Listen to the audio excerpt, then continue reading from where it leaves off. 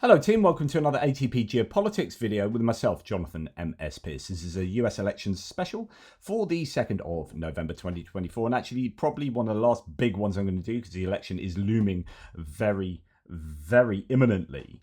We're going to start with a truly, I think, inappropriate moment of the Trump campaign to just give you a sense of who this guy is. Ask yourself, says Ana Navarro Cardenas, what would happen if Kamala Harris did this? Yes, you saw right. This is Trump on stage at a rally pretending to perform a sex act on a microphone. This is not normal. Trump is disgusting, unhinged, and unfit to represent the United States. Vote him out.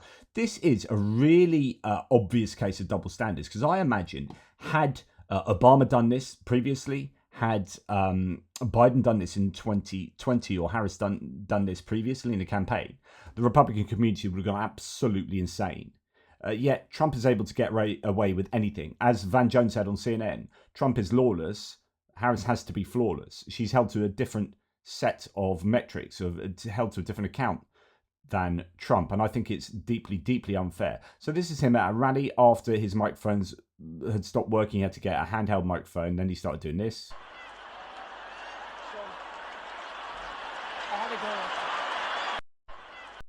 You know, hilarious, okay? Yeah, you might make that joke at the pub with your mates or whatever.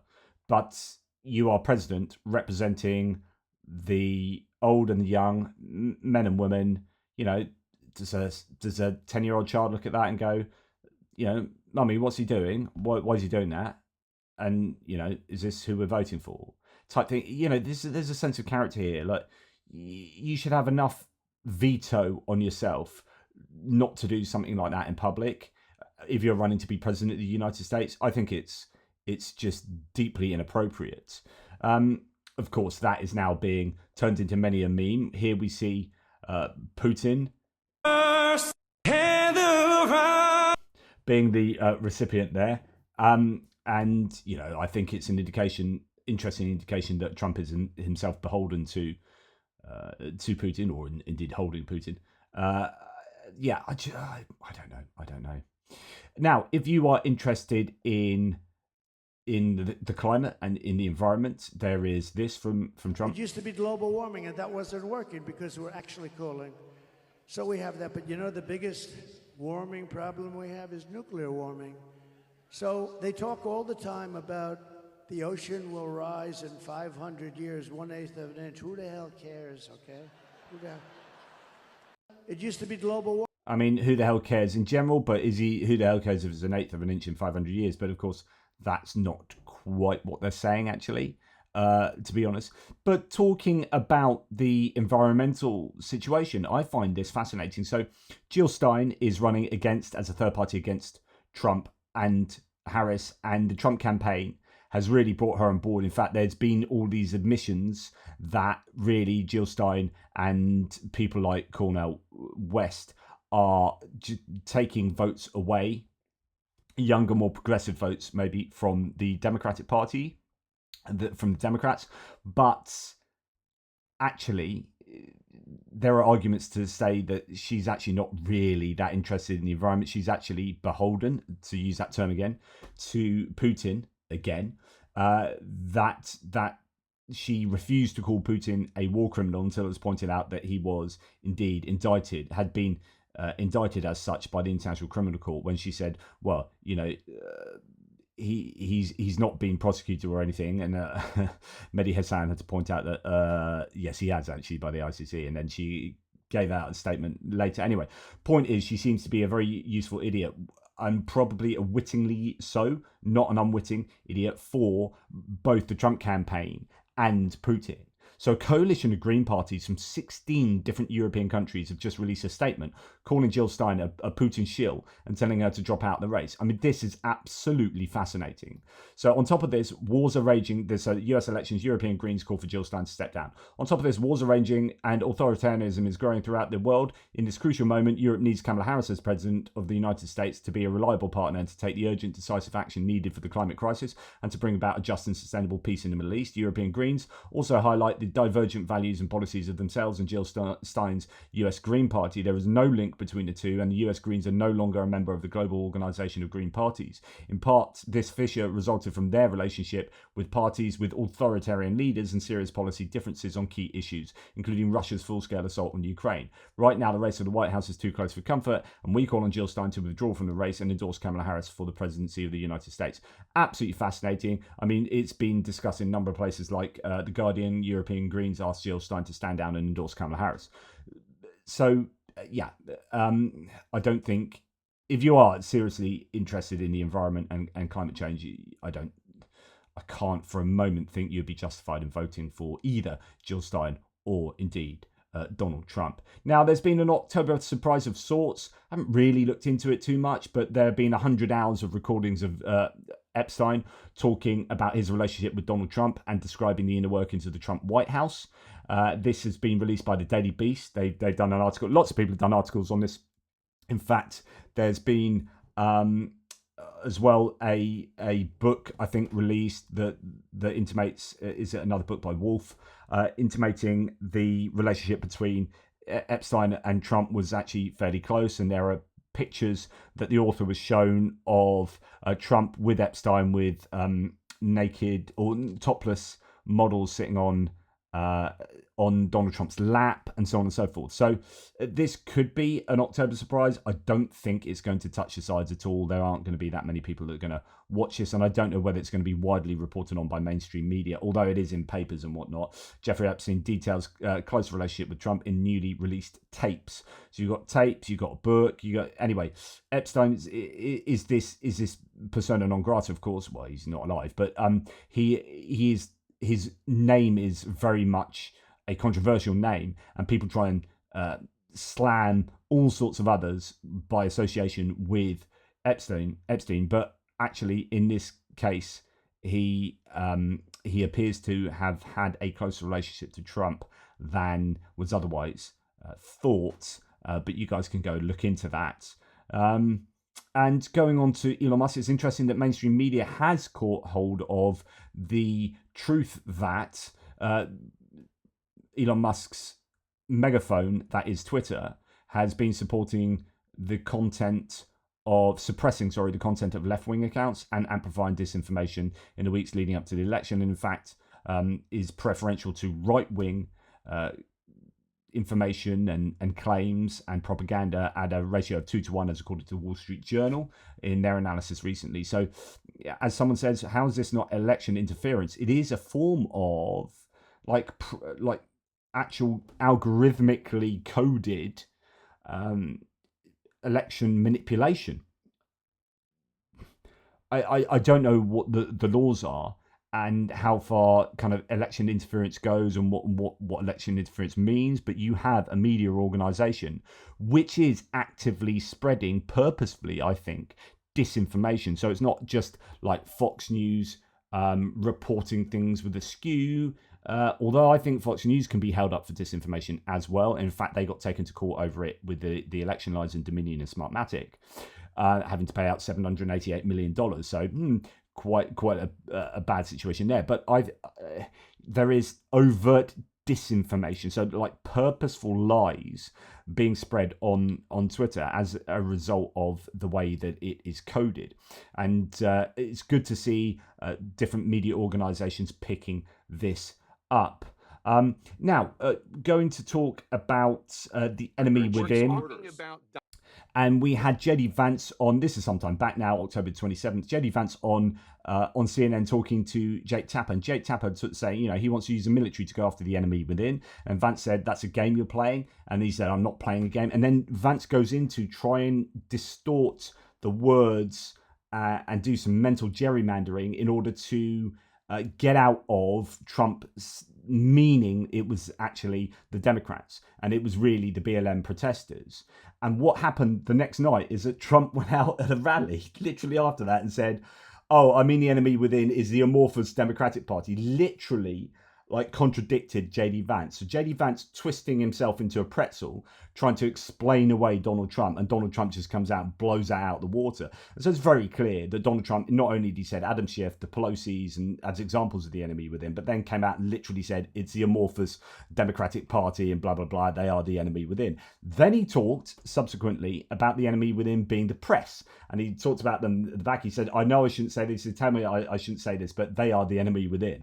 Okay, so now you're saying the enemy within, which you have also stated should be rounded up by the National Guard and, if necessary, the army, are indeed the Democratic Party, so your political opponents and the press. And you're not fascistic. This isn't like dictatorial, because you have now advocated rounding up the only people that can hold you to account. Assuming that the army aren't going to do that because you're ordering them around. Anyway, what's fascinating is, and I think this is absolutely spot on. So Liz Cheney then came out and said this in answer to what JD Vance was forcing himself to do in order to continue his obsequious genuflection to his great dictatorial leader. Vance, since he invoked you so many times, even though I never mentioned your name once.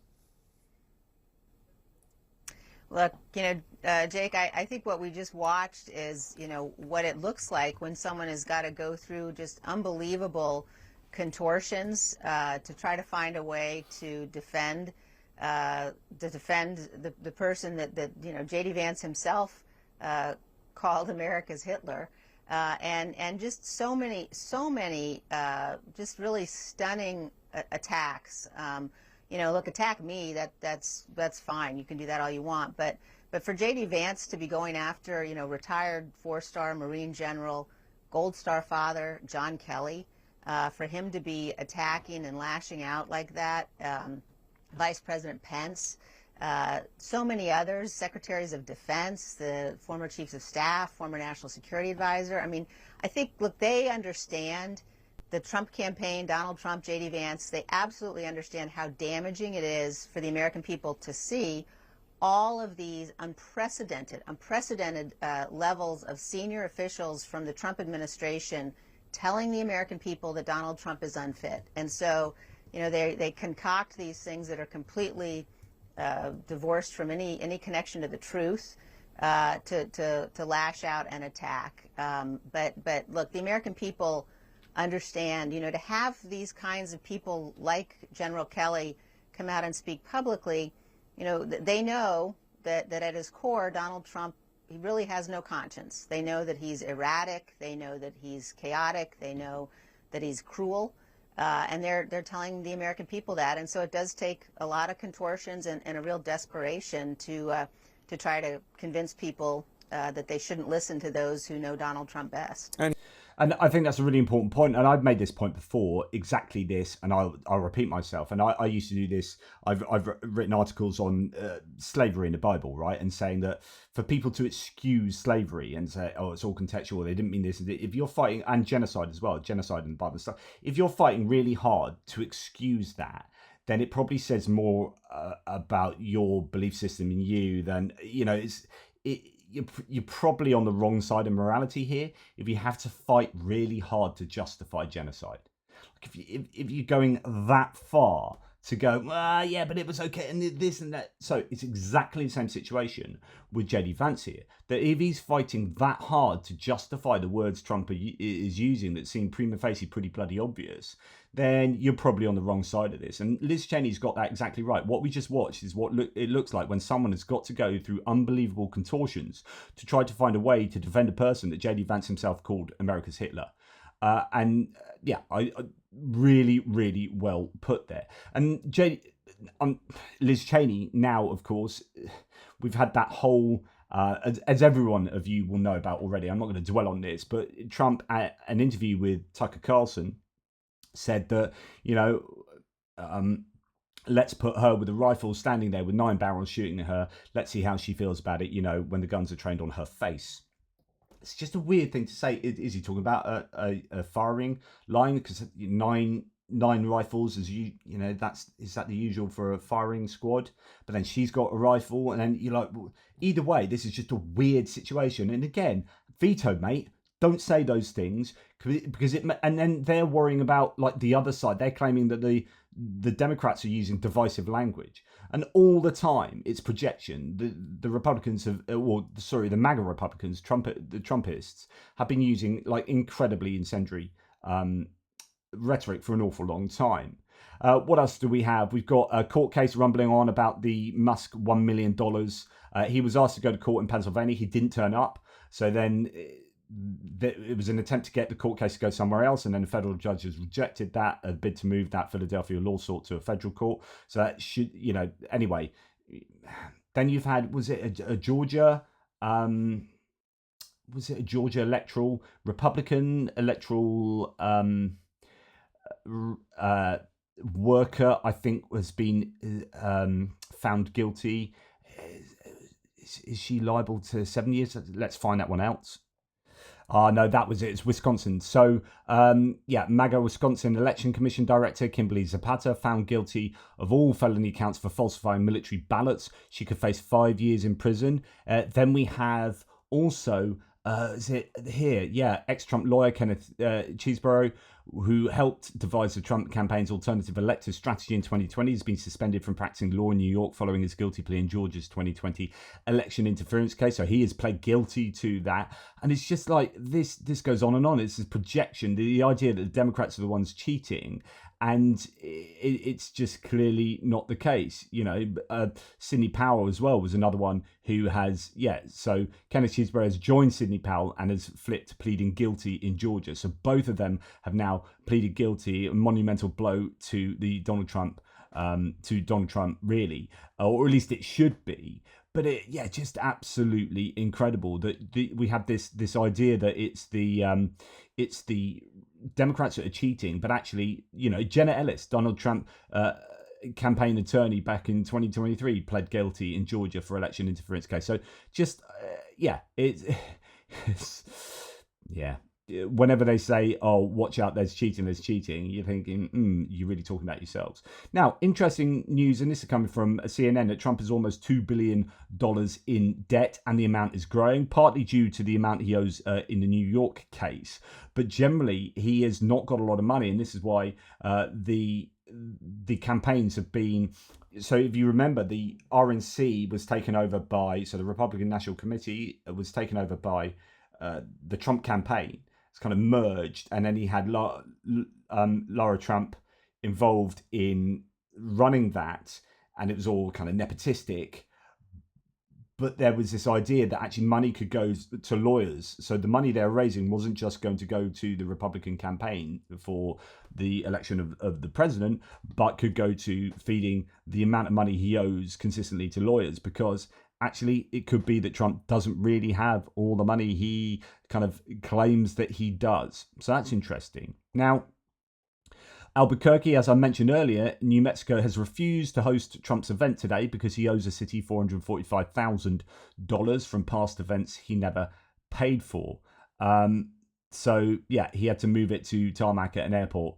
It was in the full sun, and there were no porta potties. Hardly anyone came. But there you go. So that's a sort of situation that is more common than you think, and has been going on since 2016. Now, talking of an economic point of view, here we have an analysis of the US economic growth at the moment. Let's put this in a little historical perspective, and we're going to compare the US to the other major economies of the world. And you go back to 1980, you can see the growth rates weren't all that different. But around the 2000 period, we just took off. And we left them in the dust. We've continued to leave them in the dust. And in fact, the IMF last week came out with new projections that show that our growth is going to accelerate even more relative to these other countries. And in other words, the economy is doing really well for Joe Biden. As I've said on a previous video, the economy is looking really good for the US. It's ahead of all its competitors or comparable economies around the world. All the indicators are good. Why would you want to change that? And you've got Elon Musk has come out and said, well, we should expect some hardships, some pain before it gets good for you. It's like, why would you change this and say, well, when we get in, expect hardship and pain? Why would you change that around? Why would you start messing around with the things that have made the economy good because it's what the last guys did. So I think this is a really important idea that is reflected by some later stuff that we're going to look at. Okay, so as the Wall Street Journal, Murdoch paper, very pro-Republican, says the next president inherits a remarkable economy. The high quality of recent economic growth should put a wind at the back of the White House's next occupant. They're not, interesting, of course, Wall Street Journal are not going to say, well done, Biden, the economy's great. They're saying whoever wins the election will get a great economy. So Trump 2 days ago, our economy is not. This is just, it's like a fake economy. That's what he said. And the Wall Street Journal today, with another solid performance in the third quarter, the US has grown 2.7% over the past year. It is outrunning every other major developed economy, not to mention its own historical growth rate, which is what you just saw from Steve Ratner. And then you've got this. So, again, we're back on the old tariffs. And I announced it a little before the forum, actually, and I said, no, we're going to put 100%, and maybe I'll make it 200, maybe I'll make it 300, 400, I don't give a damn. I'll make it whatever I have to make it. How can you vote for this guy whose economic agenda, his platform is like, I'm going to bet tariffs on 100, 200, 300, 400, I don't give a damn. Like, if you are a business set up in the US saying, right, we need to know what's going on, we need stability, we need a sense of what's happening in the next electoral cycle, in the next 4 to 5 years, what's happening, and you got one guy saying, I'm going to put on tariffs. They're either going to be mental tariffs or super mental tariffs. I don't really give a damn. What? These companies must be going, what is going on? Which is why you're starting to see people, on the sly, hearing that CEOs are favouring Harris over Trump. So here we have former American Airlines CEO Doug Parker saying, quote, the vast majority of those CEOs, certainly the ones that I'm in contact with regularly, are not going to vote for Donald Trump. Business leaders understand the danger of a wannabe dictator Trump to the economy. And actually, again, I've talked about the whole tariff thing and how he doesn't understand tariffs. He literally doesn't understand how tariffs work. And he's still arguing that they're not a tax on your own consumers, that they are a tax on the countries from whence the products come, which is complete nonsense. They sell it to you, you tax it as an import, and your consumers are paying higher prices. But how much higher those prices are going to be? 100, 200, 300, 400? He's mentioned 2,000% before. How can you be a business leader and think that this is what you want? It just blows my mind. Anyway, just a final thing here. Washington Post said, judge clarifies, yes, Trump was found to have raped E. Jean Carroll. I have to use that euphemism because I get in trouble otherwise.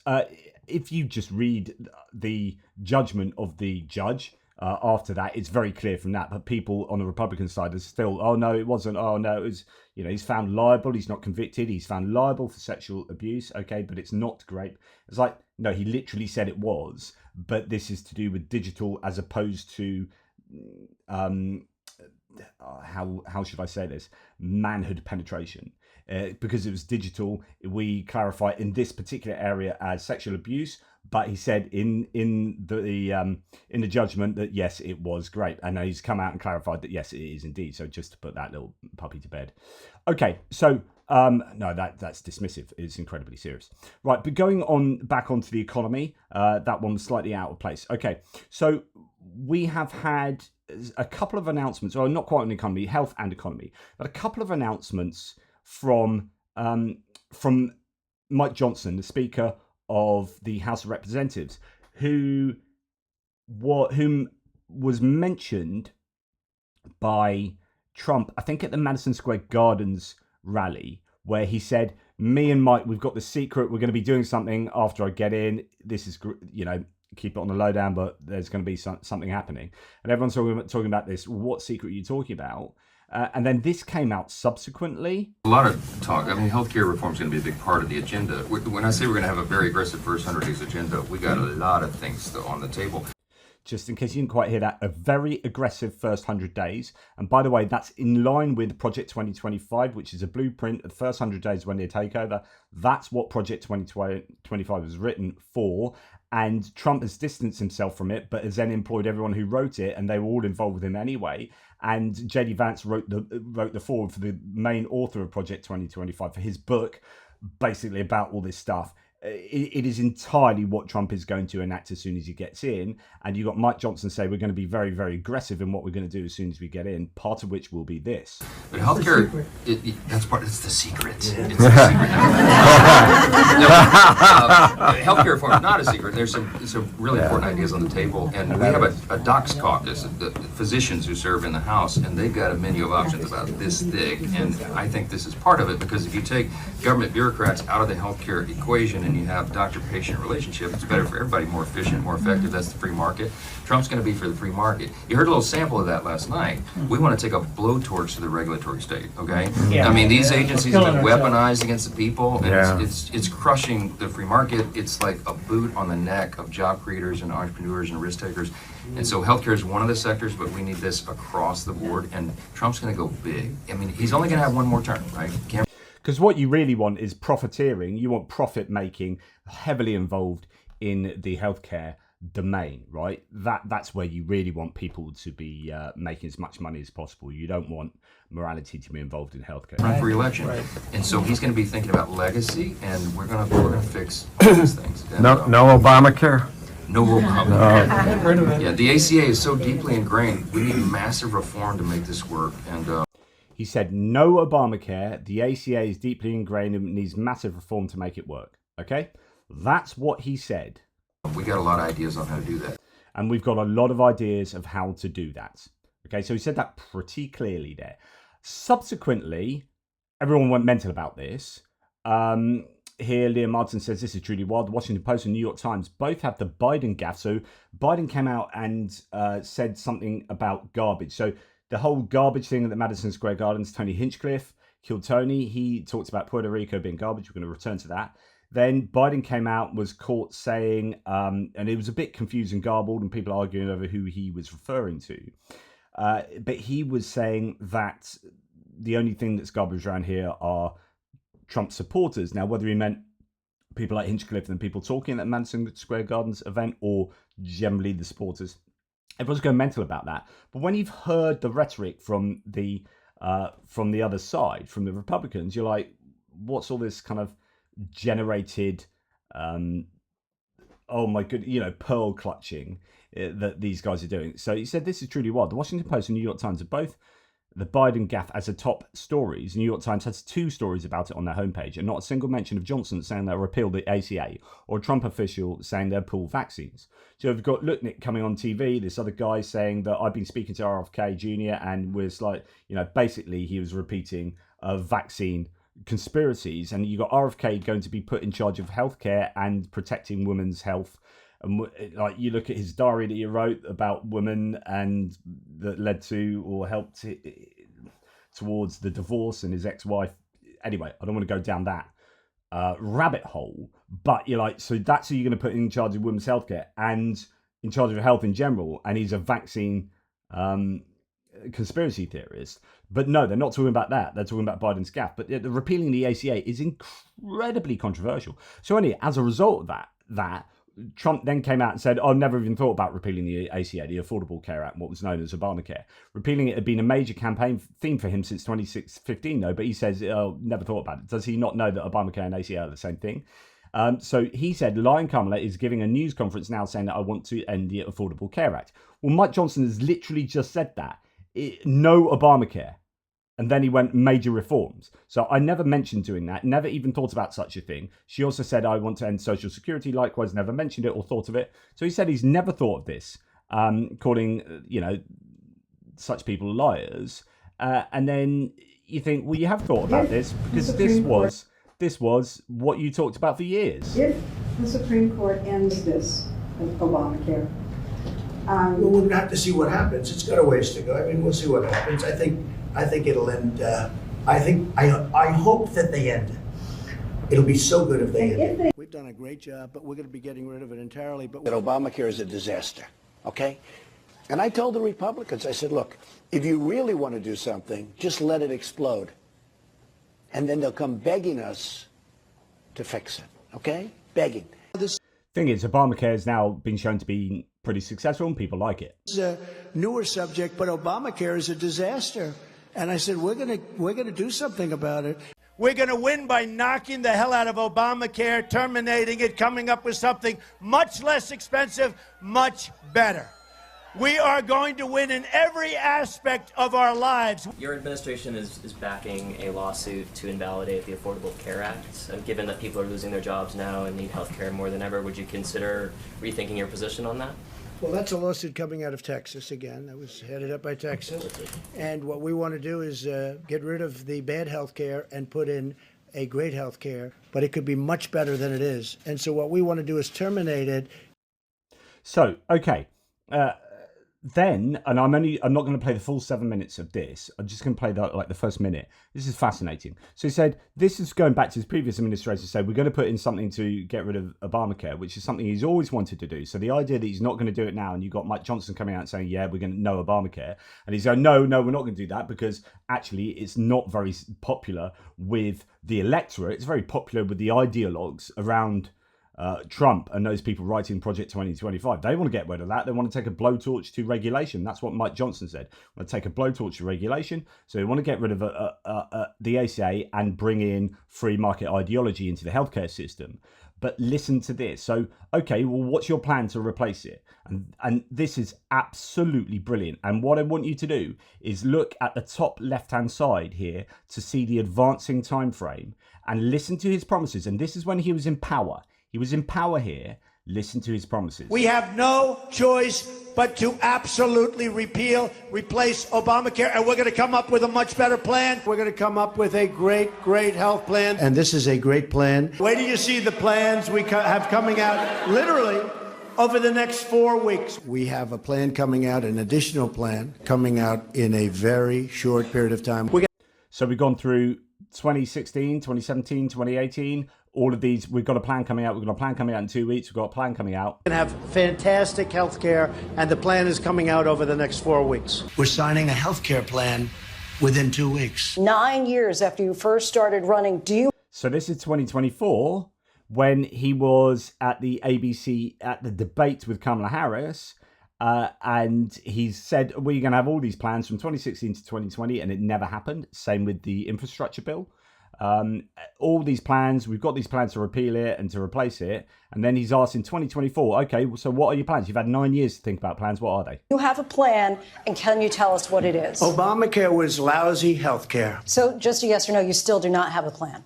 I have concepts of a plan. You already have the concept of the plan, and it'll be much better health care. What the plan is? Yeah, well, we'll be announcing that in about 2 months. Can you commit?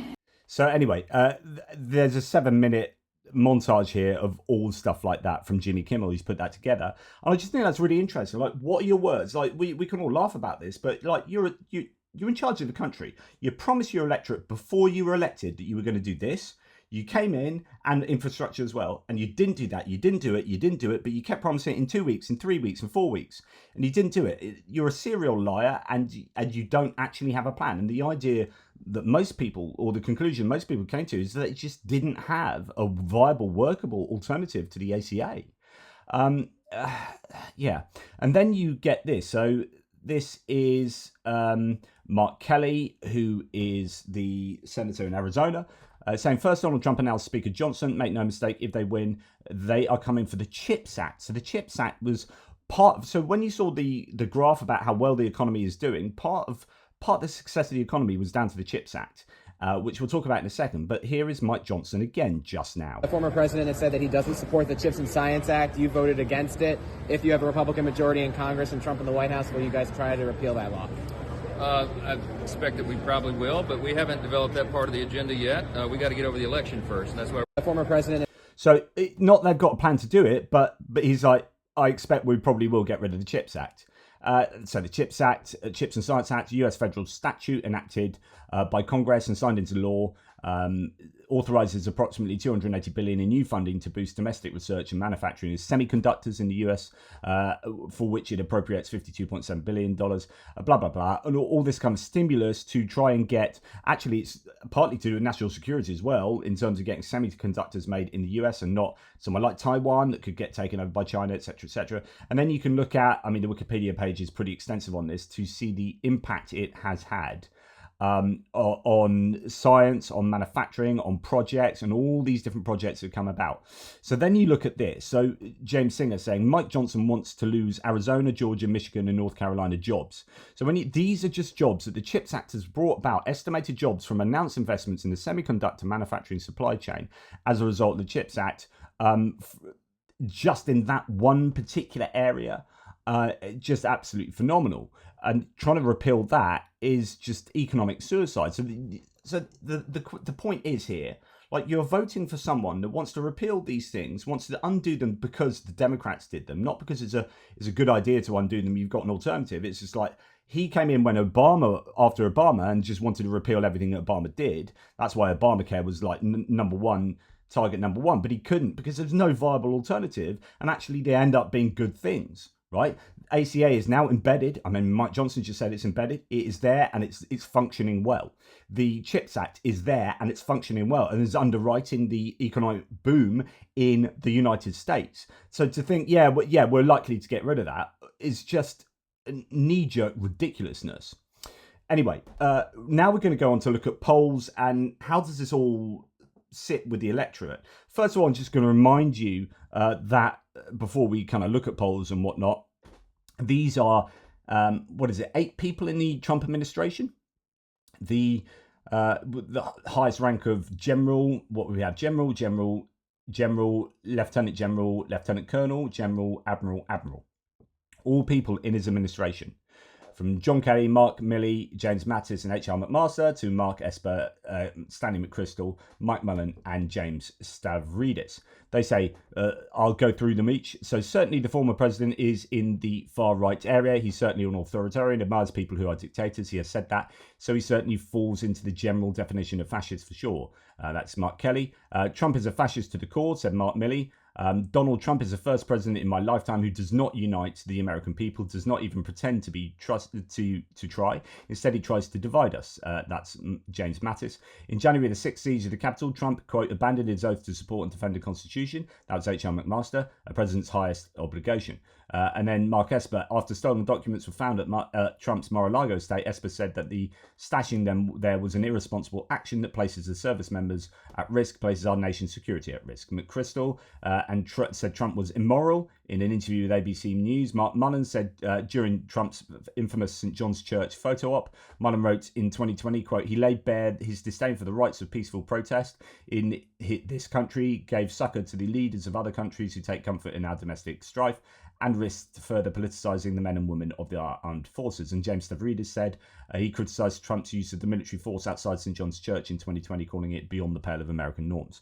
Okay, so this is the idea that he's quite authoritarian, that actually there are elements of fascistic behavior from him, or certainly ideology.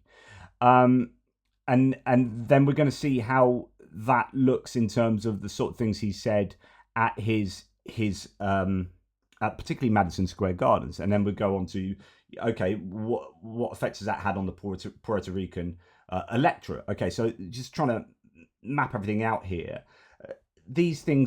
Problem is, these things don't often find their way into the consciousness of the general electorate, and Fox News won't be reporting this, right?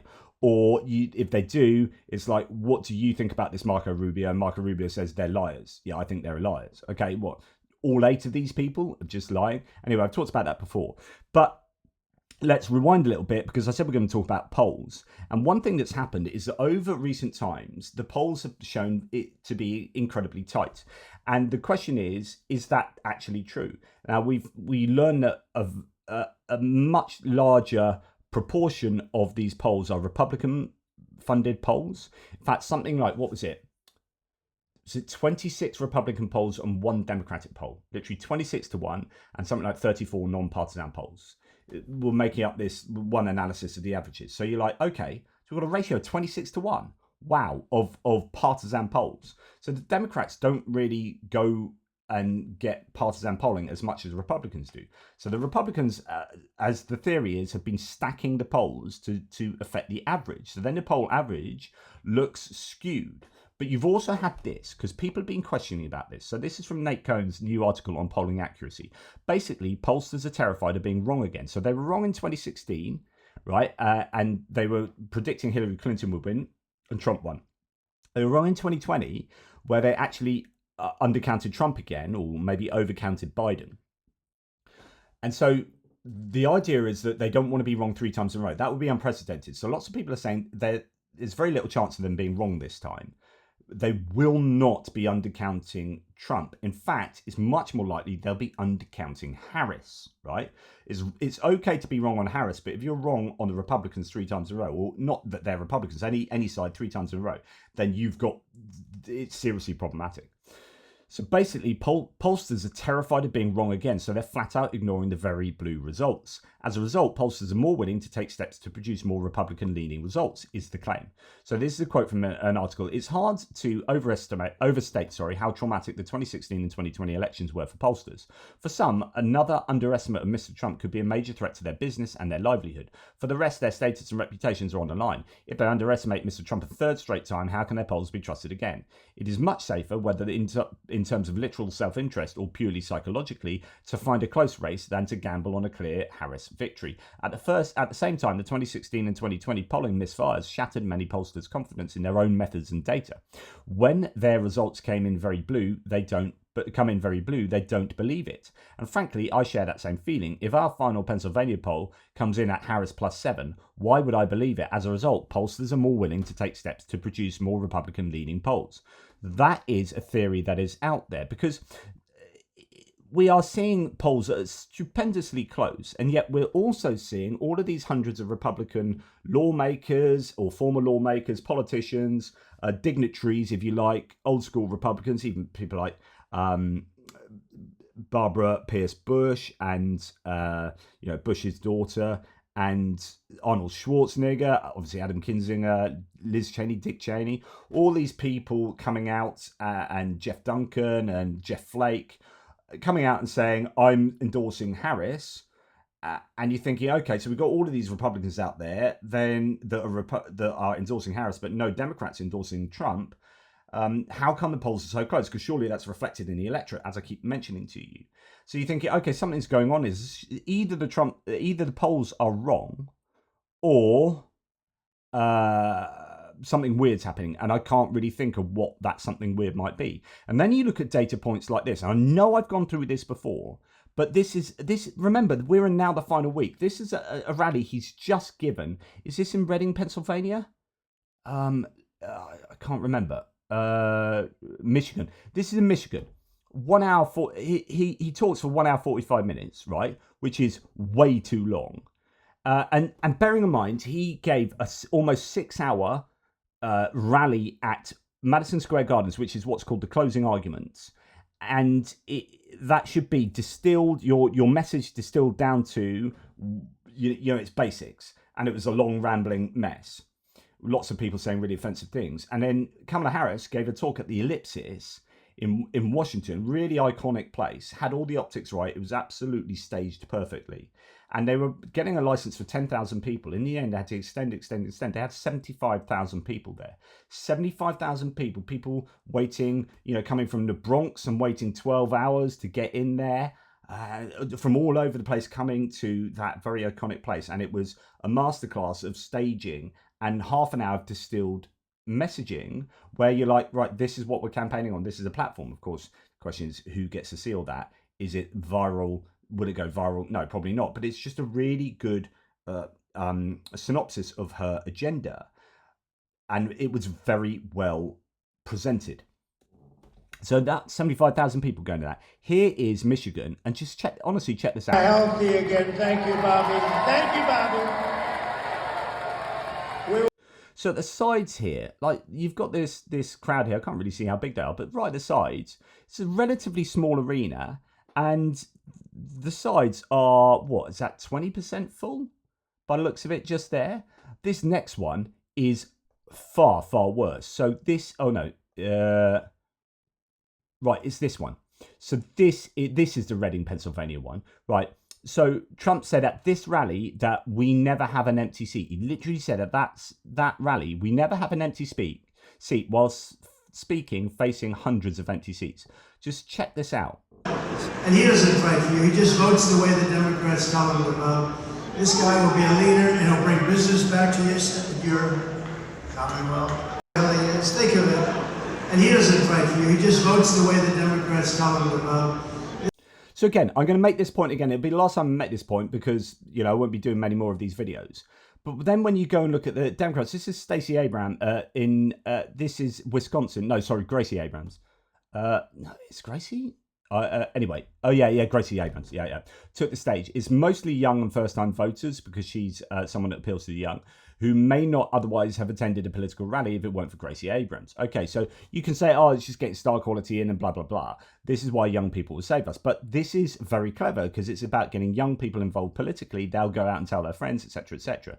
Now listen and look at this kind of rally.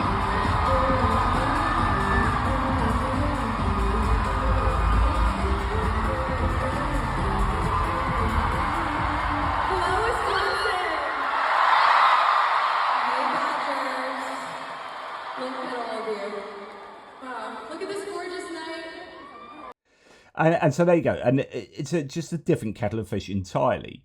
And then just another example of how young people might not be so pro-Trump as some might think. This is a massive Coachella crowd of Gen Z voters erupting with the following. Sorry that there will be a bit of swearing here. Fuck Donald Trump, sing the shit.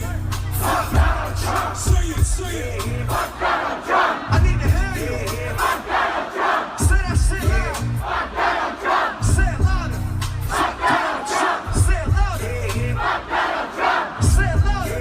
Fuck Donald Trump, yeah. Fuck Donald Trump, fuck Donald Trump, sing the shit.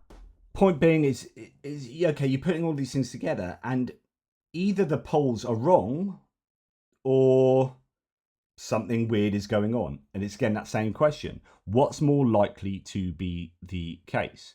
Then we have, of course, Madison Square Gardens, the whole garbage thing, Puerto Rico. We all know about that.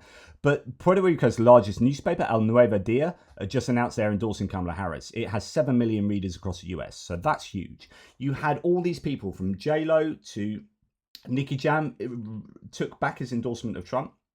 He had J-Lo and all sorts of other Puerto Rican, Mark Anthony, Ricky Martin, your bunny, Puerto Rican, I think he's a rapper, endorsing Kamala Harris. And that was all huge because they have a massive, massive reach. And we are finding out that in Florida, Puerto Rican voters are now, according to a UCF likely voter poll, it's a small polling sample though, so be careful with that, but 85% Harris, Trump 8%, that of 150 likely Florida Puerto Rican voters. So these are people who are likely to vote. So although 150 isn't as big as some, it's actually, that's all right to get a general sense of, depending on how you've gone through the selection there. And this itself is a plus 52% swing to Harris for Puerto Rican voters in Florida from the previous October Telemundo poll. So it's a kind of like-for-like comparison. So October to now, same poll, 52% swing. So the comments and the outrage that followed from the Puerto Rican community have really shifted those voters. And the question then is, well, can that be extrapolated onto the wider Latino electorate? Because if it can, then this is a real problem for Donald Trump. It really, really is. So the reaction then to sort of J-Lo standing up. So J-Lo said this, and it was absolutely on point here, right? She went to a rally and endorsed Kamala Harris publicly. This was it. I promised myself I wouldn't get emotional, but you know what? You know what? We should be emotional. We should be upset. We should be scared and outraged. We should. Our pain matters. We matter. You matter. Your voice and your vote matters. And look, don't be afraid to make people around you uncomfortable. Invite people around you to be the change, to go out there and vote. Nobody likes having tough conversations or talking about politics, but trust me, I've been in some of these rooms. I see the way power works in this country. They love it when you do nothing, okay? A non-vote is an agreement. It just makes it easier for them to do whatever they want. whatever serves them. And this election is about your life. It's about you and me and my kids and your kids. Don't make it easy. Make them pay attention to you. That's your power. That's your power.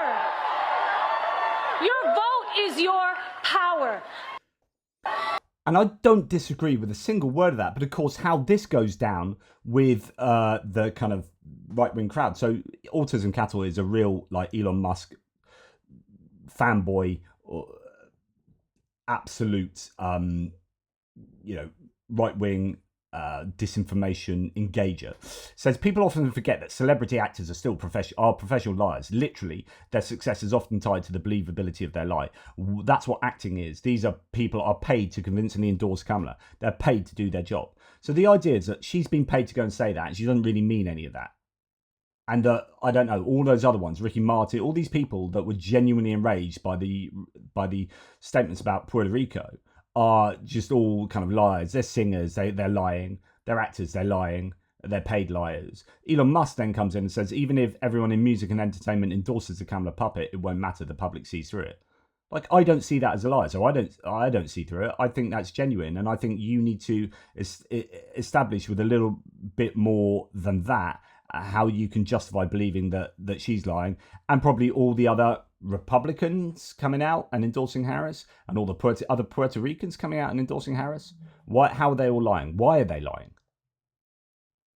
It just seems crazy. And the implication from the first source is that they're paid to do so. J-Lo doesn't need payment to get up there and do that. She's cutting off half her audience by endorsing one side rather than the other. So it would be insane to make that to make a financial argument for her doing that.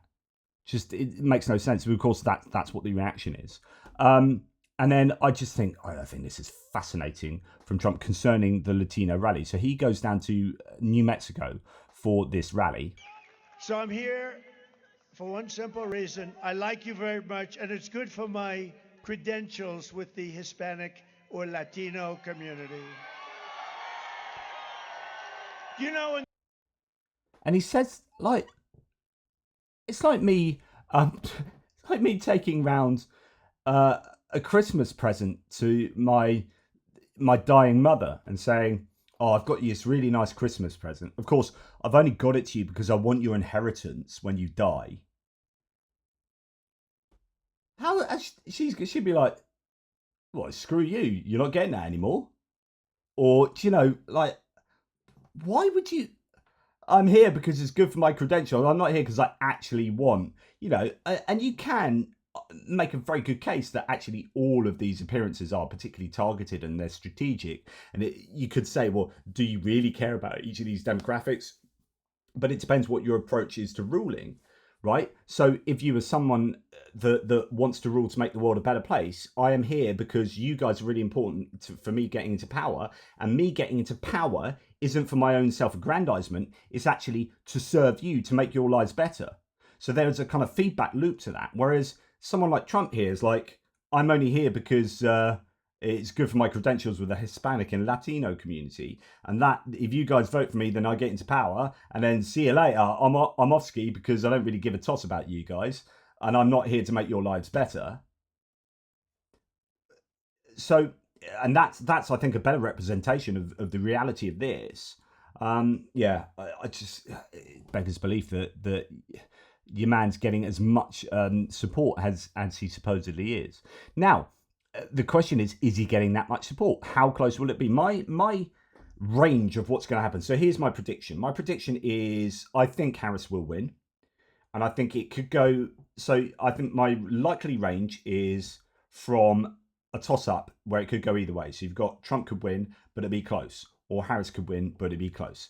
So there's at one end. And at the other end of the spectrum, I don't think Trump can win in a landslide, right? But I do think Harris could win in a landslide. I think that's how big that landslide is, you get smaller and smaller probability. But my range would go somewhere between a pretty decent Harris win to a toss-up. And it's somewhere in there. Sometimes I think, oh, the data's looking good for Harris, and other times I think, oh, the data's not looking good for Harris. But then I'm questioning how reliable the data is, etc., etc. So Christopher Boozy here says, recently, I was recently granted access to data for Vantage Data House, an independent national research firm, in public opinion. While I can't share all of it, VP Harris is up by 1 point in Florida, and Debbie Merkersell Powell, so she's running against Rick Scott in Florida, apparently, according to them, is up by 2 points. Notably, Hispanic and NPA, so that's non-party affiliates, so independents, are breaking heavily for both candidates. So interesting that actually both candidates are picking up some Hispanic and NPA votes there. I presume both candidates there means Harris and Merkersell Powell, as opposed to both candidates in each one, like Trump and Harris and Merkersell Powell and Scott. So I think it's for both those. So in other words, Hispanics and NPAs are looking pretty good. Interestingly, according to them, 13% of Republicans support Harris and Debbie Merkersell Powell. Data aligns with my analysis, which I believe is accurate. I've long been saying that, well, from the data I've seen previously in crosstabs, 9% was one analysis of the Republicans voting Democrat. And you look at my very straw poll of people on the channel here, Americans registered voters, 3 times as many were Republicans were voting Democrat than Democrats voting Republican, and 5 times as many independents were going Democrat than Republican. But there would be some selection bias with my poll there. But it's really interesting that that's the data that he's coming up with, or that he's had access to. And then we look at the betting markets, and everyone's talking about betting markets previously, and oh my goodness, even on my thread, it's like, yeah, but the betting markets are saying this, so you can't be right. The betting markets are saying this. And actually, you need to have a look at what the betting markets are saying around the world, and how actually you're not. In fact, Scaramucci talks about this. I think he's talked about in Britain. He couldn't put bets on. They're not really taking bets for Harris anymore and whatnot. And actually, here we have Kalshi. So I've already talked about how Polymarket is one that should be just soundly ignored. That's a Peter Thiel crypto Caribbean-based betting market that's being gamed. And you have this one now absolutely closing up between Harris and Trump, 47-53, whereas it was like 30% 3 days ago, 6% difference now, 30% to 6%. So if you really do care about betting markets, then, well, now's probably the best time to look at them as we're a little bit closer to the election. What do you say now? Are you still thinking Trump is going to absolutely win this hands down when you're looking at those betting markets? Now, speaking about Anthony Scaramucci, I think this is a pretty good synopsis of what he thinks. Well, there's a lot going on. So, and I want to be. And by the way, Scaramucci, used to be on Trump's administration, albeit for only 11 days. And then it's interesting listening to why he ended up going, from in his own words and some of the things. Anyway, won't go down that rabbit hole. But he is now working as a former Republican with the Harris campaign, actually doing some door-to-door door knocking. It's really interesting, and he's going around people with Trump signs and actually going to their houses and advocating for. He says some people tell me to F off, and some people are interested in actually changing their minds and stuff. So really interesting. But anyway, he's been working as a surrogate for the Harris campaign, and this is his analysis of where it's at the moment. Cautiously optimistic, or as people inside the campaign tell me, nauseously optimistic, which I think is going to be the buzzword for the year. So I'm nauseously optimistic because there's 3 things going on that we should talk about. Number one, the voter turnout, if the differential is 4%, Ben, so meaning there's 4% more women show up at the polls, it's over. The whole thing is over. She'll win all 7 of the swing states. Okay, so she won't probably win all 7 of the swing states, but she could. Okay, the second thing I think is very important in Pennsylvania, he knows he's in trouble in Pennsylvania because he's like a Shakespearean character, right? Doubt does protest too much. If he wasn't in trouble in Pennsylvania, he wouldn't be putting out these tweets, right? So he knows that, okay? He also knows he's in trouble in Michigan. The poly markets, even the poly markets have moved against him in Michigan. So listen, I do a lot of business in London. You can't get a bet on for her in London. So if you put up $9 for Trump right now, you win 4. If you put up $4 for her, you win 9. But they won't let you put that bet on. So what's happened is a couple of his oligarchic friends have leaned on the market and tilted the odds. And so their game was, Let's use X as a megaphone. Let's have the algorithm set so people think it's a fait accompli that he's won. And this way, Democrats will not turn out to support Vice President Harris. Other thing is, let's make the poly markets move. This way, all the Wall Streeters will get in our camp, or at least not give money to the vice president. Neither one of those things have worked, by the way. So what I found on the ground is a very enthusiastic group of people. And what I found on the ground, that there's another myth or potential lie going on about black men, African-American men that I met with, and I did several town hall events. African-American men that I met with are voting for her. Okay. And I think the last 2 weeks with the commentary about the garbage, I think that's helping her. And I think the garbage man thing, he thinks it's helping him, and they think they're driving around in the garbage truck owning the libs. But let me give you 3 quick reasons why that did not help him. Number one, he looked like an 80-year-old man stumbling into the garbage truck. Very, very bad optics for him. Number two, he said to the American public that America is a garbage can, and now he's riding around in a garbage truck. I don't think Americans, by and large, normal, rational Americans, don't want an 80-year-old buffoon calling their country garbage. And then the third reason why I don't think it worked for him is it's a shark jumping. You know, you're not old enough to remember this, but when Henry Winkler was playing Arthur Fonzarelli, they were in their 11th season. They had him in a leather jacket in Hawaii, jumping a shark at a water skiing competition. And so there's a term called jump the shark. What does that mean? You know, we're past it now, okay? Trump in the McDonald's outfit, Trump in the garbage truck. Garbage should have been put in the back of the truck. He's in the front of the truck. It's sort of shark jumping. And last point I'll make, and I'll compare it to Michael Dukakis. Dukakis got in a tank. He put a helmet on. He was driving around in the tank. He looked like an absolute buffoon. And people looked at him and said, yeah, he really can't be president. And I think these images that Trump is presenting in the last 2 weeks of the campaign, plus the rally. Now, I don't call it a Nazi rally, and let me just tell you why. Because when I do call it a Nazi rally, the UK people get mad at me, and the Australians get mad at me. They say it's glib. But I can list for you the things that Trump says that are fascist.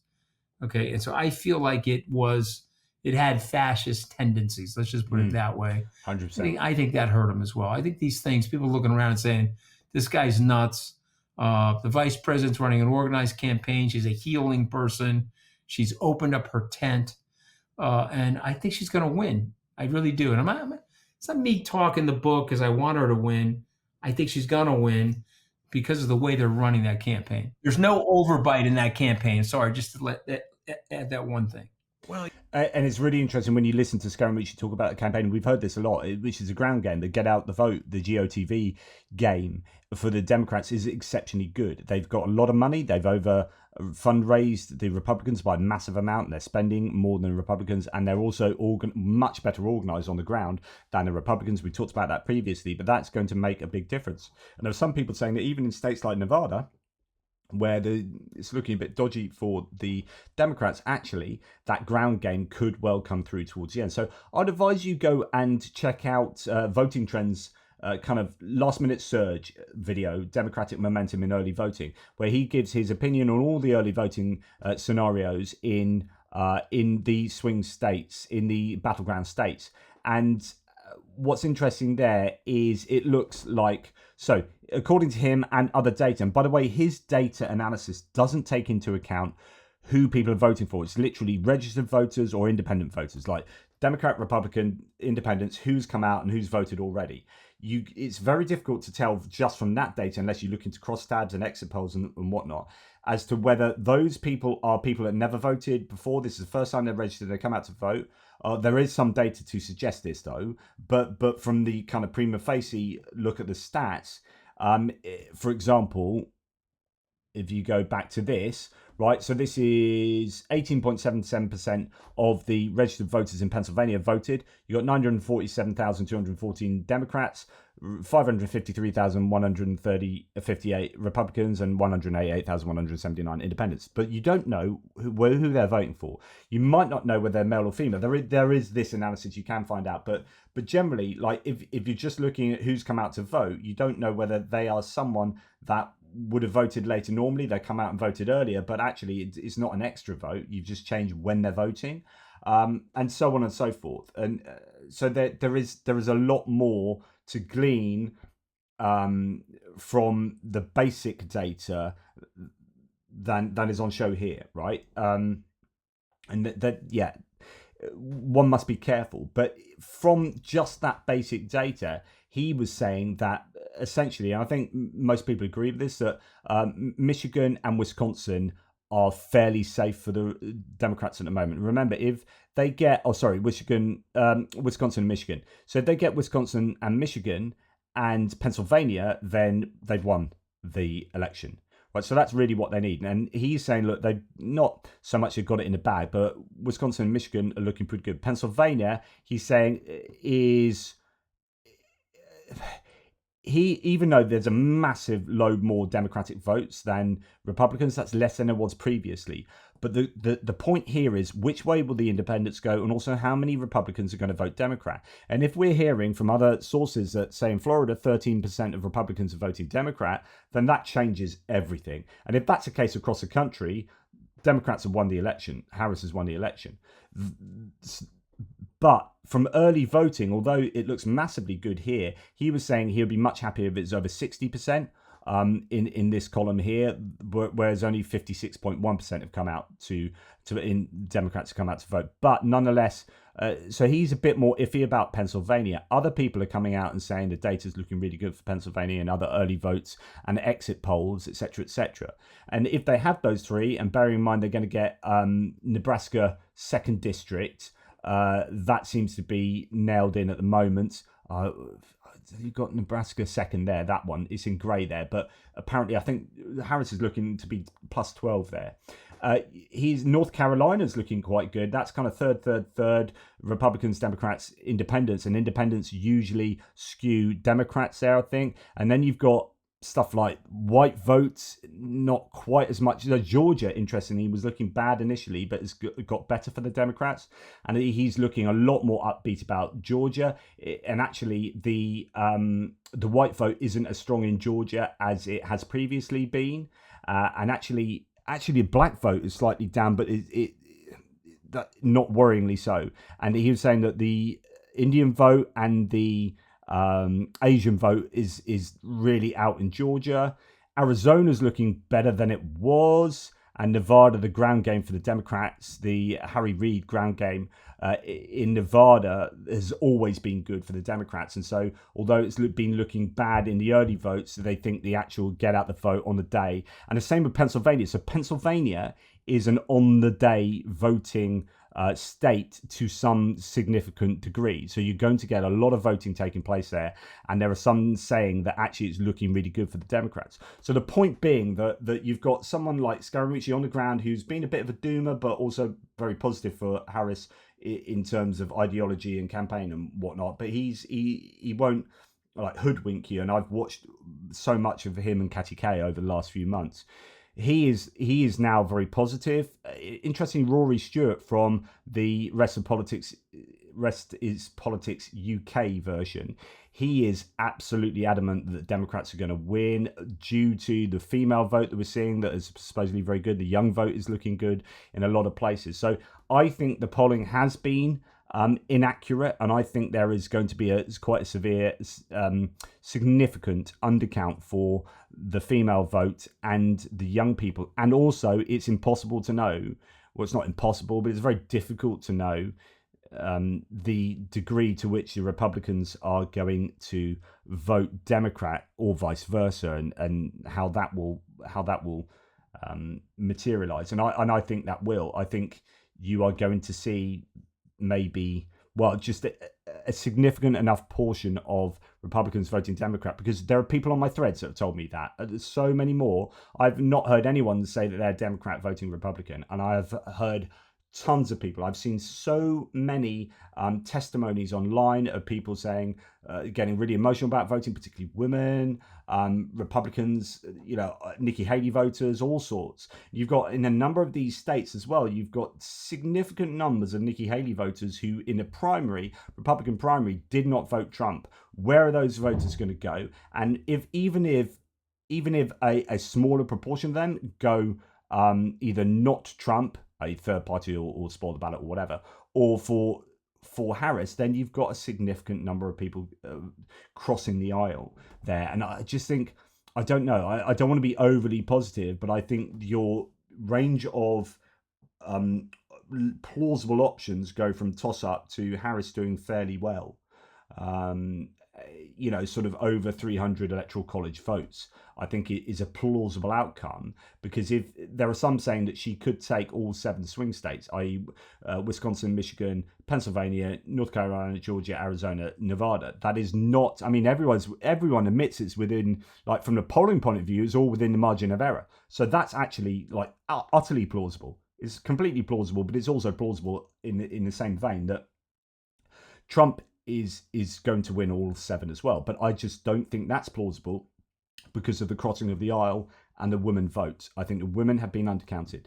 And I'm quite confident that young people will. Because what's interesting, final thing to say is, what's interesting is that Trump is really relying on the disaffected young male voter. But the problem with relying on them is these are low propensity voters, so they don't usually vote. Like, your high propensity voters are is your women for a start. I think a slightly higher propensity voter anyway. I just think the reliance on that demographic, that niche demographic, to kind of bank your campaign on the Joe Rogan podcast watchers, I think is dangerous. And I think he should have had a much broader campaign to try and bring in many more people, but that's not the way he's gone, and I personally think that is not a winning campaign strategy. But I think what you're more likely to see is a Harris win and a contesting it either in terms of protests or through the courts.